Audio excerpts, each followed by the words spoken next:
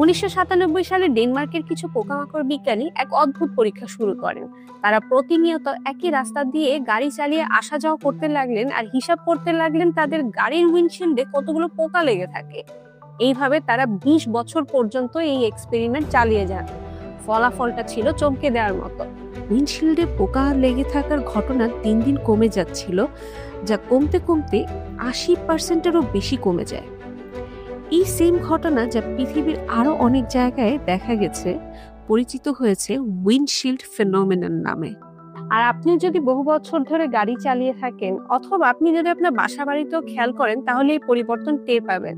অর্থাৎ নীরবে পৃথিবী থেকে পোকামাকড়েরা আস্তে আস্তে হারিয়ে যাচ্ছে, যা মানুষ এবং প্রকৃতির জন্য একটি বড় বিপদ সংকেত। বুঝতে পারছি না। বুঝিয়ে বলছি। Let's refocus today on insect apocalypse.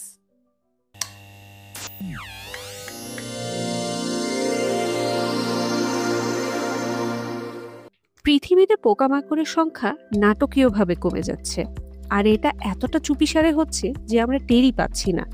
কিন্তু একটু খেয়াল করলে আমরা দেখতে পারবো যে অন্ধকারে আগের মতো জোনাকি পোকা দেখা যায় না। আমার মনে আছে, ছোটবেলায় সন্ধ্যা হলে লাইটের চারপাশে পোকামাকড় উড়ে আসতে দেখতাম, কিন্তু এখন আর তা দেখা যায় না। বিজ্ঞানীরা বলছেন গত 30 বছরে 75%-এরও বেশি পোকামাকড়ের সংখ্যা কমেছে।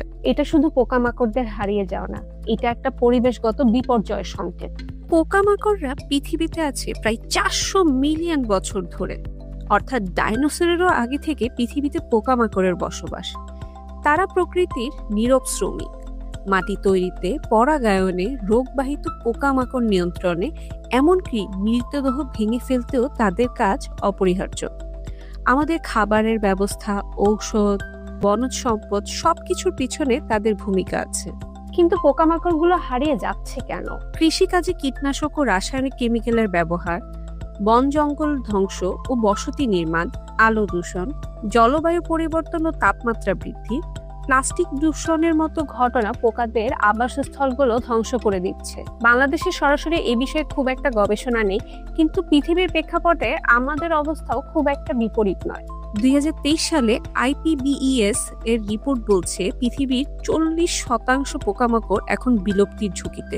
সব পোকামাকড় শেষ হয়ে গেলে এর প্রভাব শুধু পোকামাকড়েই সীমাবদ্ধ থাকবে না, বরং এর প্রভাব পুরো পরিবেশের উপর ছড়িয়ে পড়বে। পোকামাকড় না থাকলে পরাগায়ন কমে যাবে, ফল, সবজি, ঔষধি ফুলের সংখ্যাও কমে যাবে। তার সাথে বিশ্বে 75%-এরও বেশি ফসল পোকার পরাগায়নের উপর নির্ভরশীল।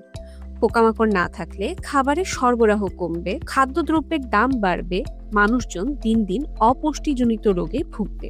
শুধু মানুষের খাবার নয়, পাখি, ব্যাঙ, টিকটিকি এর মতো বিভিন্ন প্রাণী, এমনকি মাছও পোকামাকড় খায়। পোকা না থাকলে এই প্রাণীগুলোর সংখ্যাও কমে যাবে। খাদ্য শৃঙ্খলে, অর্থাৎ আমাদের ফুড চেইনে তার একটা ডমিনো প্রভাব আমরা দেখতে পাবো। ইউরোপে গত 30 বছরে পাখির সংখ্যা 400 মিলিয়ন কমেছে, যার অন্যতম কারণ পোকামাকড়ের বিলুপ্তি। পোকামাকড় কিন্তু পরিচ্ছন্নতা কর্মী হিসেবেও কাজ করে। তারা ময়লা আবর্জনা ভেঙে ফেলে তার ভিতরের যে গুণাগুণগুলো আছে তা মাটিতে ফেরত পাঠিয়ে দেয়। পাশাপাশি তারা ক্ষতিকর পোকামাকড়গুলোও দমন করতে আমাদেরকে সাহায্য করে থাকে। পোকামাকড় না থাকলে ফসলের রোগবালাই বেশি হবে, ক্ষতিকর পোকামাকড়ের আক্রমণ বৃদ্ধি পাবে এবং মাটির উর্বরতা হ্রাসের মতো ঘটনা বাড়তে থাকবে। এখন কথা হচ্ছে কি করা যেতে পারে। বিশ্বের অনেকগুলো দেশ অলরেডি এই বিষয়ে অনেকগুলো উদ্যোগ নিয়েছে। জার্মানি 2021 সালে ইনসেক্ট প্রোটেকশন ল পাস করেছে, যাতে ক্ষতিকর আলোর দূষণ কমানো, কীটনাশক নিষিদ্ধ করা এবং পোকার আবাসস্থল সংরক্ষণের নিয়ম জারি করা হয়েছে। ফ্রান্স মৌমাছি হত্যার জন্য দায়ী নিওনিকোটিনয়েড কীটনাশক নিষিদ্ধ করেছে এবং ফুলে ভরা আবাসস্থল বাড়াচ্ছে মৌমাছির জন্য। কোস্টারিকা বন পুনরুদ্ধার করছে এবং পোকামাকড় চলাচলের করিডোর তৈরি করছে। যুক্তরাজ্য ও অস্ট্রেলিয়া বড় আকারের বিজ্ঞান প্রকল্প বিনিয়োগ করছে, যাতে পোকামাকড়ের সংখ্যা, পর্যবেক্ষণ ও নীতি নির্ধারণ করা যায়। Angelina Jolie, Scarlett Johansson, Robert Redford, Martha স্টিওয়ার্টের মতো সেলিব্রিটিরা মৌমাছি ও পোকামাকড় সংরক্ষণ ও সংস্কারের জন্য কাজ করে যাচ্ছেন এবং মানুষের সচেতনতা বৃদ্ধি করছেন। বাংলাদেশেও নেওয়া যেতে পারে এরকম কিছু পদক্ষেপ। বিশেষ করে ধান ও সবজি চাষে কীটনাশক ব্যবহার কমাতে হবে আমাদের। ধান ক্ষেত ও সড়কের পাশে বেশি করে ফুল গাছ লাগাতে হবে। পোকামাকড়ের আবাসস্থল যেমন জলাভূমি, বন ও খোলা স্থান সংরক্ষণ করতে হবে। শহরের ছাদ বাগান ও বারান্দায় বাগান করতে হবে আরো বেশি বেশি, এবং অপ্রয়োজনীয় বাড়তি আলো নিভিয়ে রাখতে হবে যাতে পোকামাকড় নিজেদের মতো রাতে চলাচল করতে পারে। মানুষ সৃষ্টির সেরা প্রাণী, কিন্তু আমাদের মনে রাখতে হবে পৃথিবীটা শুধু মানুষের একার ব্যবহারের জন্য নয়। আমাদের আশেপাশের ছোট বড় সকল প্রাণীর এবং গাছপালার সবকিছুর অধিকার আছে বেঁচে থাকার। আমরা সচেতন হলে এবং সময় থাকতে পদক্ষেপ নিলে পোকার বিলুপ্তি এড়াতে পারবো এবং আমাদের পরিবেশ এবং খাদ্যের যোগানও রক্ষা করতে পারবো। Let's refocus and share stories that matters. Take action now so we can build a safer, better future for every living being.